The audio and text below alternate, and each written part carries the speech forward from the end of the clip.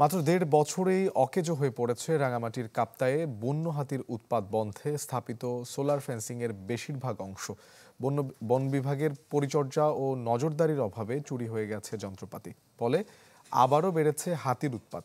এতে স্থানীয়দের মাঝে বেড়েছে আতঙ্ক।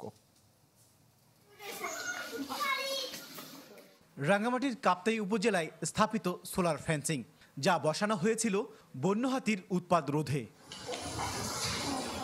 তবে মাত্র ১.৫ বছরের মধ্যেই অকেজো হয়ে গেছে সিস্টেমটি। বিভিন্ন স্থানে ছিঁড়ে গেছে তার, ফেন্সিংয়ের পিলারে বেয়ে উঠেছে গুল্মলতা। কোথাও চুরি হয়ে গেছে পুরো সোলার বক্স, কোথাও বক্স থাকলেও নেই প্যানেল ও ব্যাটারি। ফলে কাজ করছে না বৈদ্যুতিক বেষ্টনী। রিগেল এম্পোরিয়াম হানিবার্ড অফারে জিতে নিতে পারেন ইন্দোনেশিয়ার বালিতে স্বপ্নের হানিমুন। ২০২২ সালে এই সোলার ফেন্সিং স্থাপন করে বন বিভাগ। প্রকল্পের রাষ্ট্রের খরচ হয় প্রায় কোটি টাকা, যার সুফল পেতে শুরু করেছিল স্থানীয়রা। বন্ধ হয়ে যায় লোকালয়ে হাতির উৎপাত। স্থানীয়দের অভিযোগ, বন বিভাগ সঠিক রক্ষণাবেক্ষণ না করায় অল্প দিনেই অকেজো হয়ে পড়ে ফেন্সিং সিস্টেমটি। মাঝে মধ্যেই হানা দিতে শুরু করেছে বন্য হাতির দল।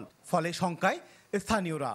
এখন তো ফেন্সিং নষ্ট হয়ে গেছে, এখন তো ভয়াবহ আছে আসলে মানুষের তাড়াহুড়া দিলে আরো ভিতরে ঢুকে যায়। যখন ট্রান্সফার গুলো চুরি হয়ে গেছে, কিছু জায়গায় লাইন গুলো ছিঁড়ে গেছে বা ট্রান্সফার গুলো চুরি হয়ে গেছে, ব্যাটারি গুলো চুরি হয়ে গেছে, তখন থেকে কিছু কিছু জায়গায় হাতি আক্রমণ করছে আমাদের।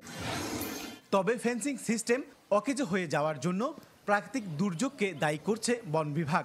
সহসায় সচল করার উদ্যোগের কথা জানালেন এই কর্মকর্তা। গত কিছুদিন আগে বর্ষায় ২-১ জায়গায় আপনার গাছের ডালপালা পরে কিছু তার আপনার ছিঁড়ে দেয়। পরবর্তীতে ওই সমস্ত জায়গাগুলো আমরা স্থানীয় ব্যবস্থাপনা আমরা রিপেয়ারিং এর উদ্যোগ গ্রহণ করছি এবং এখনো চলমান। কাপ্তায়ে প্রশান্তি পার্ক থেকে জীবতলি এই ৮ কিলোমিটারে সোলার ফেন্সিং স্থাপন করা হয়েছিল, যার মধ্যে সেনাবাহিনীর তত্ত্বাবধানে থাকা ৩ কিলোমিটার সচল থাকলেও অচল হয়ে আছে বন বিভাগের নিয়ন্ত্রণাধীন ৫ কিলোমিটার। জিয়াউল হক, চ্যানেল 24, রাঙ্গামাটি।